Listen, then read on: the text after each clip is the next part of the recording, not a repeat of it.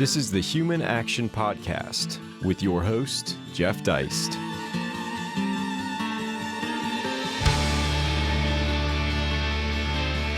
Well, hello, everybody. Welcome back to another episode of the podcast. As you can see, we're joined by a special guest, our great friend, the famed investor, Jimmy Rogers. How are you doing, sir? I'm delighted to be here, Jeff. I am a fan. Well, let me ask you this. How did you fare in Singapore and otherwise during the COVID years, the last 2 years? Well, Singapore took the approach of not doing very much, and then they took the approach which, in my view, backfired, and they had a lot of cases, and they have been more or less locked down. But in recent days, we're opening up again. Been very little travel in Singapore for many reasons, and that's opening up again, and restaurants are opening. Life may be coming back to some kind of normalcy. Well, I hope so. We'll know in a few years who was right and who was wrong. Well, fans of yours may not know that you grew up in Alabama, Demopolis, Alabama. Of course. Yes. Right down the road sort of down the road from you. Yes. Yes. In fact, I'm going there for my high school reunion soon. Okay. Well, it strikes me, having been through Demopolis a few times, it's a long way from Demopolis to Yale and Oxford. How did you manage that? Well, it was all purely an accident. It was a mistake. I assure you, when I got to Yale, I found out, oh my gosh, this is a mistake. What am I doing here? I was certainly in over my head, but I pulled it off and I survived and did okay. The way I got there was I was in a club, which Yale, for some reason, gave a scholarship to that member of that club internationally, and I applied. What did I know? I certainly didn't know what I was getting into, but I applied, and lo and behold, I got the scholarship. Then I had to go. I'm going to suspect that most of your classmates were from the Northeast. Oh, yeah. Well, Yale in those days, and still is, even more international now. There were, in my class at Yale, of 1,000 boys, there were 5 people from Alabama. Okay. But they were all boys, needless to say. In those days, Yale was still single gender, but there were 5 from Alabama. I was one of the 5. I was a geographic distribution. When Yale looked at the map, they couldn't find Demopolis. My phone number was 5. So they said, we got to take this guy. We need somebody from Demopolis whose phone number is 5. Well, I noticed after you graduated, actually began working on Wall Street. You entered the U.S. Army after that. So were you drafted? Well, those were the days of the Vietnamese War, and my draft board was, Maringouin County. It was a lady who had 2 sons who were drafted and killed in the Second World War. So no matter who you were going to serve. And I was about to be drafted, and I went to OCS. See, but our perception now is that kids from Yale on Wall Street don't end up in the Army anymore. Well, they didn't have a draft board in Maringouin County, Alabama, where the lady saw it as her either vengeance or patriotic duty, whatever her view was. Nobody could escape. Mm-hmm. So in the 70s, your time with George Soros, is it strange now to think that he's become this avatar, this symbol for both sides of the political aisle in the West? It seems strange. Is he just a regular guy? Well, Jeff, I haven't seen or spoken to Soros in 42 years. You might as well ask me about my first wife. I won't do that. No contact of any kind for over 42 years. So I have no idea. But doesn't that make it stranger almost? What, that I've had no contact for 42 years? Or that he's become this? You want to ask about my first wife? I haven't had any contact with her for many years either. Well, she called in earlier with some questions. So, but that's starting to be a long time ago. And you fast forward, I just wonder, when in this early period of yours on Wall Street, when were you introduced to economists like Mises? How did that happen? Well, early in my life, as a natural process, I came to the realization that open markets, open societies were much better than letting people tell others what to do. And I realized from enough reading of history or philosophy or whatever to realize that mankind, markets, societies could figure it out better than a bunch of guys sitting in a central office somewhere telling us all what to do. I came to that on my own. I guess having grown up in Demopolis, where there was nobody to tell you what to do, it was pretty clear that when I got to New Haven, they had an entirely different view of the world than I did, having grown up in the backwoods of Alabama. And I came to this as a natural process of philosophy, economics, whatever it was. And ever since I ever heard of von Mises and other people like that, it was clear to me that open economies, open societies were the best way. And do you think Mises and other economists helped you in your business life, in your business career? Well, Mr. von Mises never gave me any hot tips. He never gave me any tips on things to buy.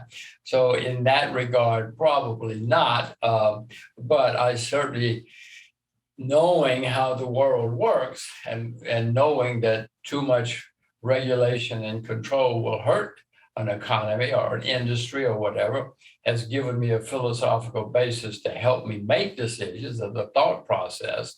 But no, I cannot think of any, well, other than just the thought process. I mean, I have gotten involved with investing in countries where nobody else did because I could see the changes that were taking place as they opened, things of that sort. But that's the thought process. That's the philosophy more than the specifics. What about money, though? Is your view of money changed with all the things that central banks did after the 2007 crash and now that central banks have done with COVID? Does any of this change your idea of money? It seems like things are so crazy with central banks, and we can't understand how it all keeps perpetuating itself. Well, that's all the same process. I mean, I know that the market is smarter than Alan Greenspan. Alan Greenspan was the head of the central bank in the United States for a long time. I know that the market is certainly smarter than most central bankers that we've had in the world, and certainly most treasury officials we've had, et cetera. That comes from experience or reading or knowledge or whatever. I know, and I've seen it in enough countries around the world, Jeff, to know that the market makes many mistakes, but the market makes fewer mistakes than Janet Yellen. Mm-hmm. Janet Yellen's a current Treasury Secretary, and she was at the central bank. She has 2 Ivy League degrees, but Ivy League degrees don't make things right always. Well, it's hard to believe. When I was working for Ron Paul, your book Hot Commodities came out. I want to say 2005. That's do you still agree with the central thesis in that book? It seems today the case for commodities might be even stronger than then. Well, the thesis of that book was that there were no books about commodities, or if there were, we couldn't find them. And basically, I was trying to explain the commodities markets. It was not a book of hot tips. It was not just explaining that this is what it is and this is how you invest. I think the subtitle was something like How to Invest in the World's Biggest Market or something like that. It was a how-to book rather than a book of hot tips. That part of the thesis is still accurate. I mean, if you want to invest in gold, you got to know how to do it. Mm-hmm. And you can read how commodities work and how commodities markets work. And that part of the thesis is still correct. I happen to be optimistic about commodities right now and have been for a while, but that's not always the case, as I explain in the book. You know, commodities have long periods when things are great. They've also had long periods when things have been bad. So it's not just a question of knowing how, you got to know when, and that's the hard part. That's one of the hard parts. That's what people are always asking us. What if you Austrians can't help us time things, then what good are you? Well, that's back to what I said before about it's a way of thinking and a philosophical approach. I would dispute that Austrians can teach you how to think and can teach you how the world works or should work. And when the world doesn't work that way, for instance, Soviet Union didn't work that way. And we knew that. I can remember the first time I went to Russia and those Iron Curtain countries. I came away saying, this will never work. This cannot work. It so happened that that was the right approach. But I came to that conclusion by just thinking I knew how the world worked. So did Austrians teach me that? No, but my knowledge of how things should work, which is Austrian economics, made me realize that that could not work and would not work. Yeah. Well, I wonder if COVID has changed your perspective at all about commodities and physical stuff. In other words, the last 10 or so years, the markets have been enthralled to these FANG stocks, for example. But it seems like COVID reminded us how important the old analog world is. We need energy, we need calories, we need medicine, we need food, wherever we happen to live. We need all that stuff. And the market's got to bring it to us. You need rice. I mean, there's a few billion people in the world who eat rice every day. Well, they want to get their rice. So that's something that we should all consider. No, absolutely. But I'm not sure that I had to have the COVID virus to teach me that. It certainly reinforced it and made it clear to all of us that we've got to have this stuff and we've got to get it somehow. And if we cannot get it, the price is going to go through the roof. So in that sense, yes. But I don't think any of us, at least any of us who understand Mises and some other guys, realize that this was going to happen. Certainly COVID made it worse, but this is the way the world works. I didn't have to have the COVID virus to make me know how markets are supposed to work. What are your thoughts these days on farmland and mining? I know you've been a promoter of both of those in the past, that we need farms and that maybe farmers ought to be the rich guys in this society as opposed to bankers. Well, you can go back and look at history or literature. I mean, if you go back and read Russian novels, for instance, there were these really, really rich agricultural people, the counts, who had great horses and servants and everything else, because they were very, very rich and successful agricultural people. They were farmers. We've also had periods in history where, look at the 30s in America. You remember the Dust Belt, et cetera, et cetera. I mean, farmers were absolutely starving. The price of cotton went to a penny a pound. It was just unbelievably cheap. By the way, the price of cotton in 1861 went from a penny to over $1. Wow. I presume you know why that happened. But in 1931, it went back to under a penny.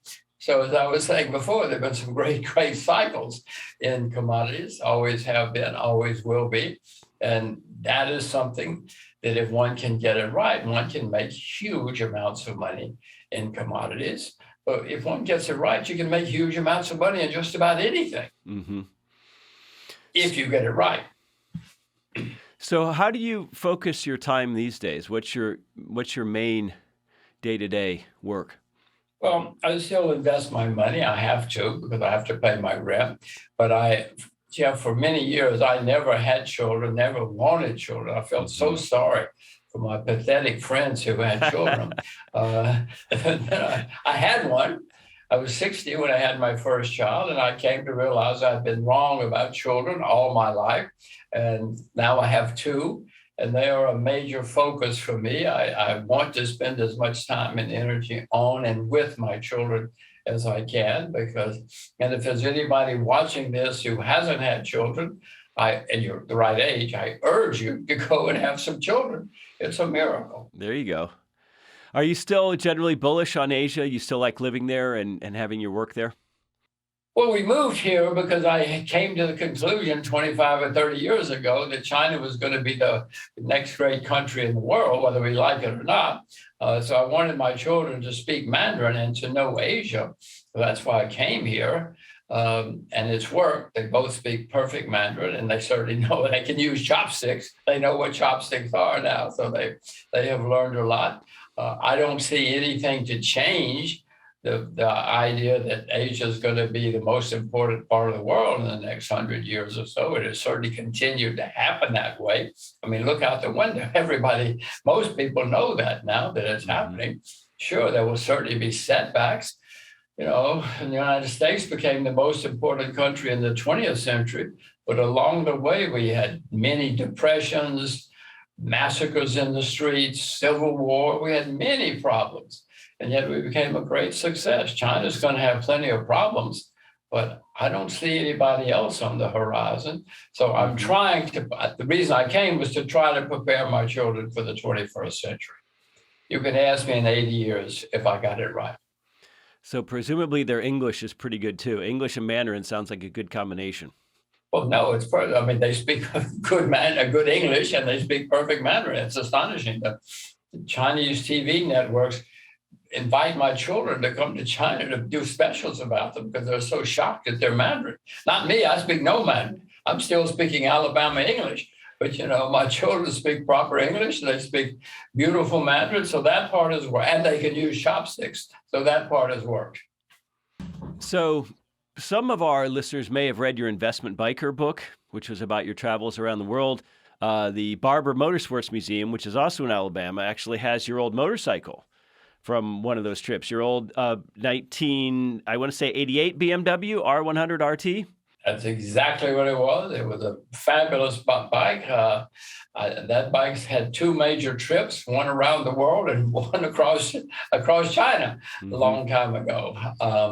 And I had a fantastic time on that bike, and it is in a museum in Alabama, the Barber Motorcycle Museum. George Barber had the good sense to have a rich grandfather and a very rich father, and George, too, is very rich.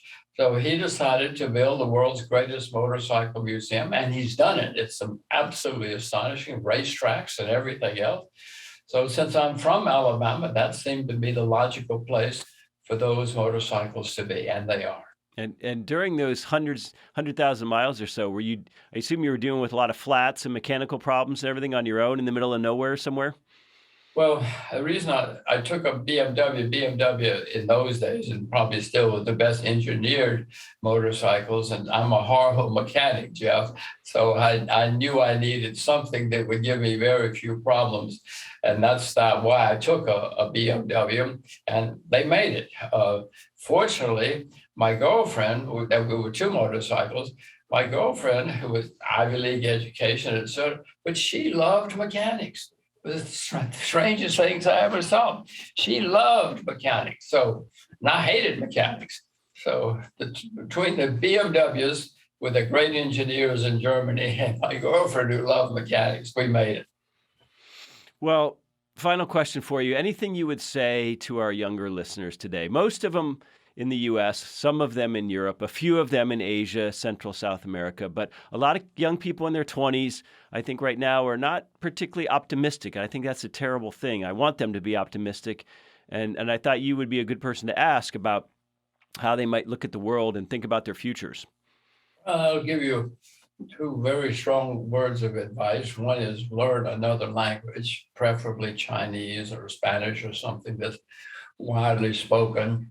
If nothing else, even if you don't use it very much, it will give you an inspiration and an understanding of other parts of the world, which is extremely important, certainly in the 21st century. But probably more important than that, Jeff, is, and I'm asked this a lot at universities and at many places, the main answer to that question is figure out what you love, figure out what your passions are. Don't listen to your parents, don't listen to your teachers, don't listen to your friends. Figure out your own passions and pursue it. And if people laugh at you, you're really on the right track. You're really doing the right thing, because someday you're going to be a very great success. And Jeff, even if you're not a great success, you don't care because you're happy. You're doing what you love. You wake up every day, you never go to work, you just wake up and have fun. But those are also the people who are usually the most successful because they're doing what they love and they have great fun. So figure out what you love and do it and learn another language. And and get yourself a motorcycle and drive around the world. It will teach you a lot about yourself and about the world. And have some kids. Oh, I have some kids, but don't do it too soon. If I had kids when I was 25 or even 35 or any time, it would have been bad for the kids. It would have been bad for me. It would have been bad for the wife. It would have been bad for everybody. So and yes, you definitely should have kids, but be sure you're ready before you do it. So Jimmy Rogers, do you use social media at all? It doesn't look like it. Well, I mean, not really. I don't. No, I don't have anything to sell. I do have a website, but it's really just a recap of my trip around the world because I want that there for historic reasons. Nobody ever went around the world at the turn of a millennium before, or if they did, they didn't put it on the internet. Right. So that's mainly why it's there. But no, I use social media. I do email all the time, and it's a major source of information for me now. You know, when I was on Wall Street, I used to read newspapers from 4 or 5 countries every day. But now you can do all that on the internet. You can get 18 countries almost instantly every day. I do try to teach my children that they should get information from as many countries or sources as possible, because, Jeff, every one of those sources thinks they're right. You know, if you watch any TV network in the world, they think they're telling you what is the accurate situation. They can't all be accurate. So I try to teach my children, okay, you listen to all of them and then you figure out what's really going on. And that will make you much more successful in life, no matter what you do. I will also tell you, I go to the Mises website whenever it pops up. There's all sorts of good stuff there. It is astonishing how much good stuff you guys put up there. I show it to my kids because I want them to know the astonishing range of information that's out there, and you have a lot of it, and you certainly don't have the conventional wisdom, and nobody ever gets successful following the conventional wisdom. So keep it up. Well, enjoy that high school reunion in Demopolis. I will. I'm not coming through Auburn, but I will be passing through Alabama. Yes. Thank you. All right. Thanks, Jimmy Rogers. Appreciate it. Thank you. My pleasure. My fun. Check back next week for a new episode of the Human Action Podcast. And in the meantime, you can find more content like this at Mises.org.